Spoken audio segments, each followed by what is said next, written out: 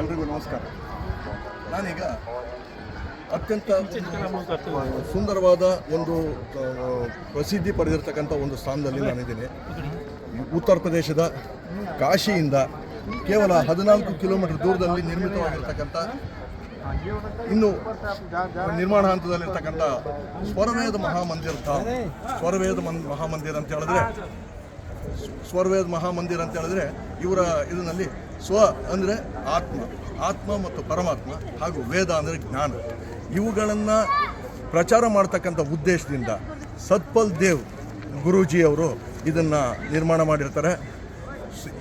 2004ನೇ ಇಸ್ವಿಯಿಂದ ಪ್ರಾರಂಭ ಆಗಿರ್ತಕ್ಕಂಥದ್ದು. ಇನ್ನೂ ಇದು ಒಟ್ಟು 7 ಅಂತಸ್ತಿನ ಕಟ್ಟಡ. 7 ಅಂತಸ್ತು, ಕೇವಲ ಕೆಳ ಅಂತಸ್ತು ಮಾತ್ರ ಇದರಲ್ಲಿ ಪೂರ್ಣ ಆಗಿದೆ.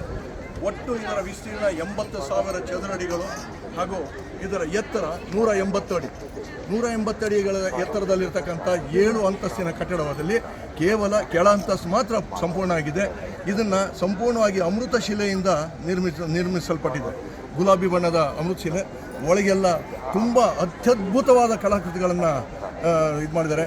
ಎಲ್ಲ ಜನಾಂಗದ 124 ಸಾಧು ಸಂತರನ್ನು ಇಲ್ಲಿ ಪ್ರತಿಷ್ಠಾಪನೆ ಮಾಡಿ, ಇದು ಪೂರ್ಣ ಆದ ನಂತರ 20,000 ಜನ ಏಕಕಾಲದಲ್ಲಿ ಕುಳಿತುಕೊಂಡು ಧ್ಯಾನ ಮಾಡ್ತಕ್ಕಂಥ ಒಂದು ಅವಕಾಶವನ್ನು ಇಲ್ಲಿ ಮಾಡ್ತಾ ಇದ್ದಾರೆ. ತುಂಬ ಅತ್ಯದ್ಭುತವಾಗಿರ್ತಕ್ಕಂಥ, ಇನ್ನೂ ನಿರ್ಮಾಣದಲ್ಲಿದ್ದ ಸುಂದರವಾದ ಒಂದು ಕಟ್ಟಡ, ಭವ್ಯವಾದ ಕಟ್ಟಡ.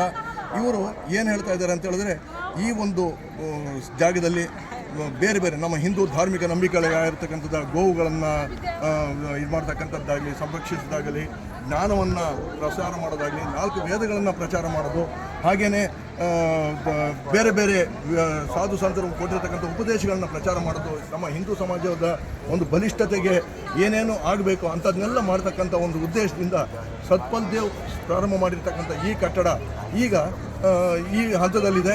ಇವರ 5ನೇ ತಲೆ ಇವಾಗ ಇದನ್ನು ನೋಡ್ಕೊಳ್ತಾ ಇದ್ದಾರೆ. 3 ಮತ್ತು 4, 5 ಅವರು ಇಲ್ಲೇ ಇದ್ದಾರೆ. ಇಲ್ಲಿ ನಿಂತ್ಕೊಂಡು ಇದನ್ನು ಉಸ್ತುವಾರಿಯನ್ನು ವಹಿಸ್ಕೊಂಡು ಮಾಡ್ತಾಯಿದ್ದಾರೆ. ತುಂಬ ಅತ್ಯದ್ಭುತವಾಗಿರ್ತಕ್ಕಂಥ ಒಂದು ಜಾಗ. ದಯವಿಟ್ಟು ಕಾಶಿಗೆ ಬಂದಾಗ ನೀವು ಕಾಶಿಯಲ್ಲಿ ನೋಡ್ತಕ್ಕಂಥದ್ದು ಇದ್ದೇ ಇರುತ್ತೆ.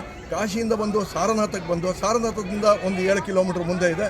ದಯವಿಟ್ಟು ಬಂದು ಎಲ್ಲ ಇದನ್ನು ಭೇಟಿ ಆಗಬೇಕು ಅಂತ ಹೇಳ್ತಕ್ಕಂಥ ಒಂದು ಆಸೆಯೊಂದಿಗೆ ಕ್ಯಾಮ್ರಾಮನ್ ಸಾಗರ್ ಚಕ್ರವರ್ತಿ ಜೊತೆ ರವಿಕುಮಾರ್.